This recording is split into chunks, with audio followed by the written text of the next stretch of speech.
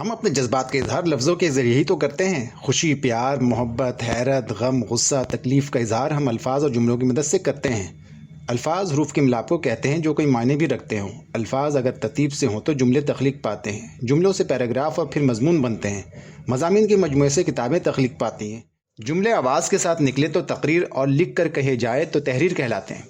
इसी तहरीर व तकरीर को ज़रा रिद्धम और ठहराव, ज़रा तरन्नुम और तरतीब, जिसे हम रद्दीफ़ और काफ़िया कहते हैं, के साथ अदा करें तो अशार तख्लीक पाते हैं। अल्फाज एक ताकत है, क़ुव्वत है, तवानाई है। एक जादुई क़ुव्वत है जो सुनने वाले की ना सिर्फ समात को बल्कि ये कानों और आंखों से होते सुनने और पढ़ने वालों के दिल और दिमाग ही नहीं, पूरे वजूद को मुतासिर करते हैं। यह हैरानकुन क़ुव्वत बाज़ मरतबा किसी शख्स की पूरी ज़िंदगी को संवार भी सकती है और बर्बाद भी कर सकती है।